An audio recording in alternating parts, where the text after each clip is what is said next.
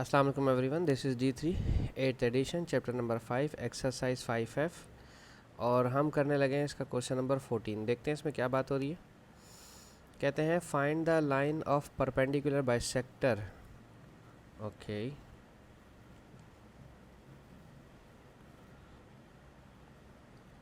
Find the equation of the perpendicular bisector of the line segment joining the points. Okay ठीक है, एक line है आपके पास, ठीक है, सही है। उसके दो कोऑर्डिनेट्स हमेशा हमें मिलेंगे, पॉइंट ए और पॉइंट बी हमें मिलेगा अभी, सही है।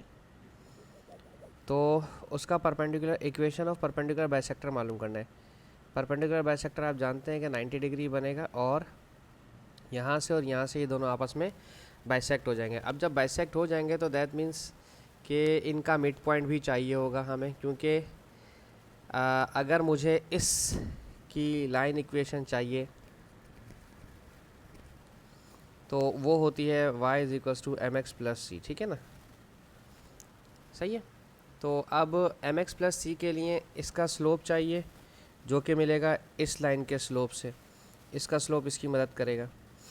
फिर एक पॉइंट चाहिए होगा जो कि मुझे ये वाला पॉइंट चाहिए, ठीक है, और ये पॉइंट मिड पॉइंट है, ये पॉइंट मिड पॉइंट है किसका, इस ए बी लाइन का, ठीक है। तो ये दो चीज़ें हैं इस सवाल की, उसके हिसाब से इसको समझिएगा, क्योंकि क्वेश्चन में करना क्या है ये पता हो तो हम अपने रिक्वायर्ड जो क्वेश्चन है, जो रिक्वायरमेंट हमारी वहाँ तक हम पहुँच पाएंगे, ठीक है। तो सबसे पहले तो मुझे मिड पॉइंट चाहिए, ठीक है। अगर मैं मिड पॉइंट निकाल लेता हूँ, ऑप्शन नंबर ए की बात कर रहे हैं, ठीक है। ऑप्शन नंबर ए में ए ले रहा हूँ मैं 0, -2 को, और बी ले रहा हूँ मैं 2 और 0 को, ठीक है। तो पहले मिड पॉइंट निकालने इसका ए बी का, तो 0 + 2 x1 + x2 अपॉन 2, पूरा फार्मूला लिखूँ, okay, x1 + x2 upon 2, y1 + y2 upon 2, ठीक है। ये x1 है और ये x2 है, तो 0 + 2 अपॉन 2,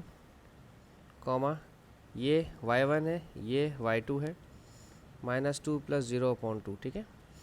तो 2 अपॉन 2 1 हो जाएगा, -2 अपॉन 2 -1 हो जाएगा, ठीक है। तो जो पॉइंट आ गया है हमारा वो आ गया है 1, -1, ठीक है। अब मुझे चाहिए स्लोप, ठीक है। अब स्लोप चाहिए, अच्छा मैंने शायद सभी मिटा दिया, मुझे सब कुछ नहीं मिटाना चाहिए था। अब मुझे चाहिए slope, slope of A B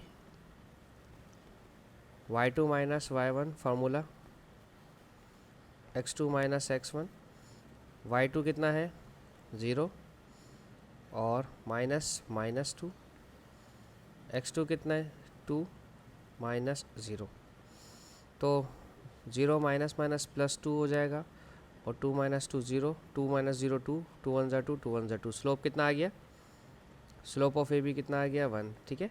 तो इसका जो स्लोप होता है वो रेसिप्रोकल होता है और ऑपोजिट साइन हो जाता है, ठीक है। 1 का उल्टा हो जाएगा 1/1 और साइन चेंज हो जाएगा तो -1 हो जाएगा, ठीक है। क्योंकि परपेंडिकुलर के लिए आप स्लोप क्या लेते हैं, m1 m2 is equals to -1, ठीक है। तो m1 कितना आ गया 1, 1 को m2 से मल्टीप्लाई करवाएंगे तो क्या आ जाएगा, m2 कितना रहेगा -1, ठीक है।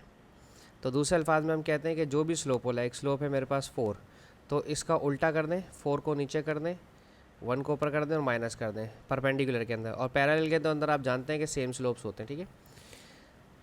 तो इसको 1/1 लिखने की ज़रूरत नहीं, ये आ गया हमारे पास। अब करना क्या है, आपने लाइन इक्वेशन बनानी है। अच्छा, कुछ बच्चे लाइन इक्वेशन बनाते हैं सी इंटरसेप्ट से, वो कहते हैं पहले हम सी इंटरसेप्ट भी निकालेंगे। सी इंटरसेप्ट कैसे निकलता है, सी इंटरसेप्ट निकलेगा y is equals to m x plus c, y is equals to m x plus c, slope ले लें -1 और पॉइंट ले लीजिए वो जो निकाला था 1, -1, ठीक है, मिड पॉइंट जो निकाला था। y की जगह -1, स्लोप की जगह भी -1, x की जगह +1, ठीक है, plus c, -1 is equals to -1 plus c, ये कट गया इससे, ये कट गया इससे, सी आ गया 0। फिर दोबारा इस इक्वेशन को लिखते हैं students, y is equals to m x plus c, slope है -1 का, एक्स और सी की जगह 0, तो minus x, y is equals to minus x. एक तो तरीका ये है, और दूसरा तरीका मैं ये वाला यूज़ करवाता हूँ, y minus y one slope x minus x one, ठीक है। इससे भी ये सवाल सॉल्व हो जाता है। Y minus minus one is equals to slope x minus x one, y minus minus plus one is equals to minus x minus minus plus one. ये प्लस वन से कट गया, y is equals to minus x. दोनों condition में answer same आता है। बस अच्छी बात मुझे जो लगती है वो ये लगती है कि इस वाले में सी इंटरसेप्ट मालूम नहीं करना पड़ता, और इस मेथड में आपको सी इंटरसेप्ट मालूम करना पड़ता है। आपकी जैसे दिल करे आपका, आप उस तरह से जा सकते हैं, ठीक है। अब यहाँ वीडियो पॉज करके आप लोग पार्ट बी सी डी खुद से सॉल्व करें। वैसे तो आप जब वीडियो पॉज से हटाएंगे तो मैं बी और सी डी सॉल्व कर चुका हूँ। आप पॉज करके बी सी डी को इसी मेथड से सॉल्व करके चेक करें, सिर्फ वैल्यूज़ चेंज करके, ठीक है। चले, उम्मीद करता हूँ आपने कर लिए होंगे। अच्छा, अब बी में हम चेक कर लेते हैं। बी को पॉइंट ए और बी सपोज कर लेते हैं x1 और y1। तो ये हो जाएगा x1 हो जाएगा 1 और y1 हो जाएगा 8, ठीक है। और b मेरा है x2 y2, तो b के x2 और y2 को हम लिखेंगे 2 और 3, सही है। तो सबसे पहले मिड पॉइंट चाहिए।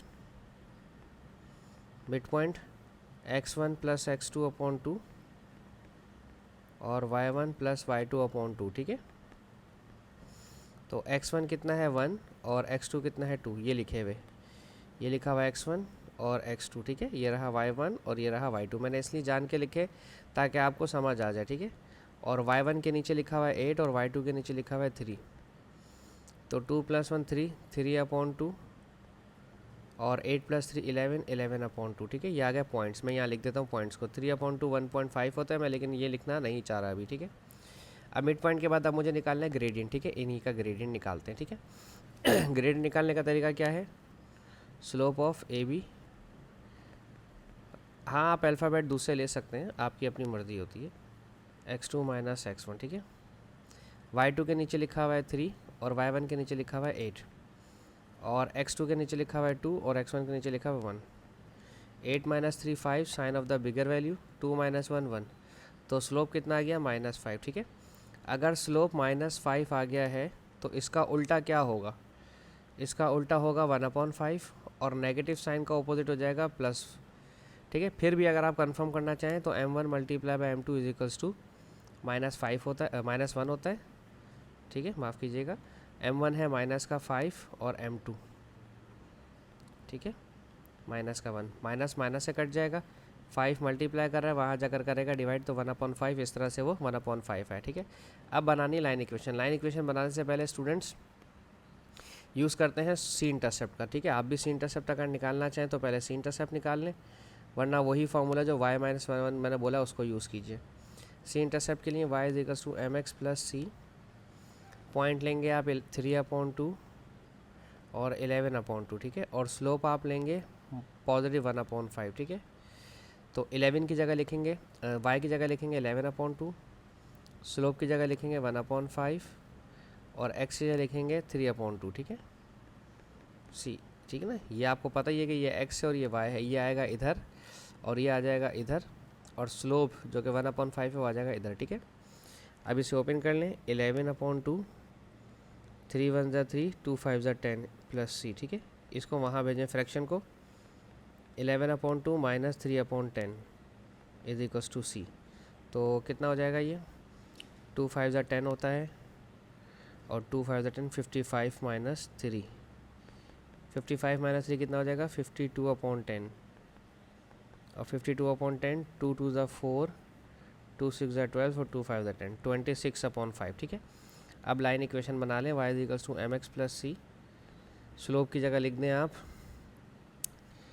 ये स्लोप है 1/5 x, और c की जगह लिख दें जो अभी आपने निकाली है वैल्यू 26/5, ठीक है।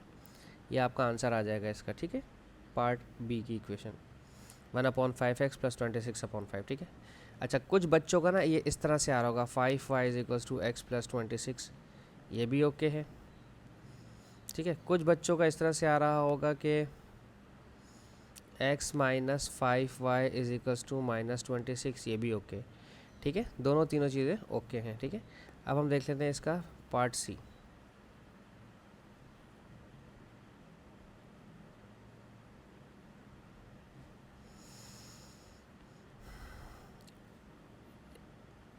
x1 y1 है 0, -7 और x2 y2 है 6, -7, ठीक है। वाओ, दोनों के सेम है, इसका मतलब इस पर कहीं कुछ ना कुछ ख़त्म हो जाएगा, ठीक है।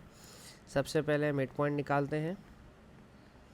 मिड पॉइंट कैसे निकलेगा, x1 + x2/2 + y1 और +y2/2, ठीक है। तो ये कितना हो जाएगा, 6/2 3 और -14/2 -7, ठीक है। अब स्लोप चाहिए, यानी कि gradient y2 - y1 x2 - x1, ठीक है। y2 कितना है, -7 और y1 कितना है, वो भी -7 है, ठीक है। तो माइनस माइनस 2 दफ़ा +7 हो जाएगा, ठीक है, अपॉन x2 - x1। तो ये हो जाएगा 0/6, तो ये 0 ही हो जाएगा। तो इसका मतलब क्या है कि इसमें आपके पास अनडिफाइन आ गया स्लोप ना, ये अनडिफाइन हो जाएगा, इसे आप 0 नहीं लिख सकते, ठीक है। अगर आप अपने कैलकुलेटर में चेक करते हैं 0.6 ये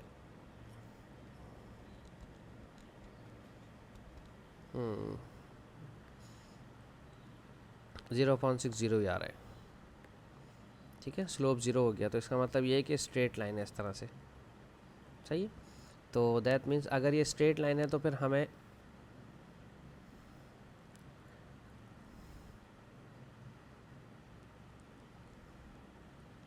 y दोनों के 7 है ना, -7, a का भी -7 है और b का भी -7 ही है।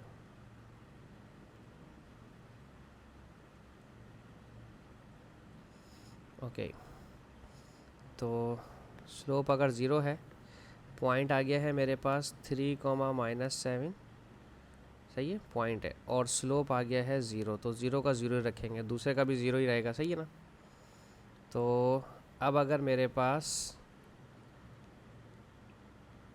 इस वाली लाइन का जो हॉरिजॉन्टल लाइन है, इसका स्लोप अगर 0 है, तो इस वाली का स्लोप जो दूसरी मुझे चाहिए, रिक्वायर्ड लाइन जो चाहिए परपेंडिकुलर बाइसेक्टर, उसका जो स्लोप होगा वो अनडिफाइंड होगा, ठीक है। इस वाले का स्लोप अनडिफाइंड होगा, तो इसकी इक्वेशन सिर्फ x की बनेगी, सही है ना। तो x = तो ये जो पॉइंट है ना मेरे पास 3 वाला, तो इसको सिर्फ हम x = 3 लिखेंगे बस। इसमें कोई सी इंटरसेप्ट, कोई इक्वेशन कुछ बनाने की ज़रूरत नहीं है, क्योंकि अगर पहली वाली लाइन 1 का स्लोप 0 आ गया है तो लाइन 2 का स्लोप अनडिफाइंड हो जाएगा, और जब स्लोप अनडिफाइंड हो जाता है तो वो इक्वेशन सिर्फ x की बनती है, ठीक है। ये पॉइंट जो है हमारा 3, -7 से गुजर रही थी लाइन, इसलिए इस x के 3 को ही हम अपनी लाइन इक्वेशन मानेंगे, ठीक है। हाँ, क्वेश्चन नंबर 3 वाकई आपसे नहीं हो सकता था ये, ठीक है, क्योंकि इसमें एक अलग लॉजिक लग गई ना, ऐसा नहीं है कि मैं वो कर रहा हूँ आपको डिस्करेज। हाँ, x1, y1, तो ये है 5, -4।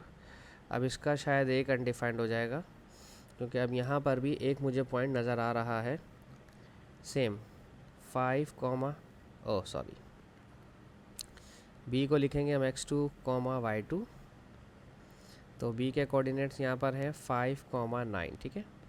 तो सबसे पहले तो मिड पॉइंट निकाल लें। मिड पॉइंट है आपके पास 5 + 5/2 -4 + 9/2, तो हो जाएगा 5, और 9 में से 4 गया तो हो जाएगा 5/2, 1 होल 1/2, तो पॉइंट तो ये आ गया 5 होल 5/2, पॉइंट तो ये आ गया। अब मुझे चाहिए ग्रेडियंट। अगर आप ग्रेडियंट की बात करें तो मुझे देखें ग्रेडियंट में कुछ गड़बड़ लग रही है। x2 - x1, y2 है मेरा 9 माइनस, और y1 है मेरा -4, और x2 मेरा 5 है और x1 भी मेरा 5 है। 9 + 4 / 0, तो ये हो गया सर अनडिफाइंड, ठीक है। इसका स्लोप हो गया अनडिफाइंड। जब इसका स्लोप अनडिफाइंड हो गया तो अब लाइन है इस तरह से, ठीक है। लाइन 1 हमारी है इस तरह, और लाइन 2 है हमारी इस तरह से, ठीक है। तो यहाँ जब लाइन 2 होती तो ये y की होती है। तो यहाँ जो पॉइंट मेरा था 5,5/2, तो यहाँ जो मेरा y का कोऑर्डिनेट्स है मैं उसे अपनी लाइन बनाऊँगा। तो लाइन इक्वेशन क्या है, y इज़ इक्वल्स टू 5/2। 5/2 भी लिख सकते हैं या 2/1/2 भी लिख सकते हैं, 2.5 भी लिख सकते हैं। ठीक है जी, इसके साथ ही मेरी वीडियो ख़त्म होती है। होप्स आपको समझाने में कामयाब रहूँगा। Thank you so much for watching my channel. Allah हाफिज़।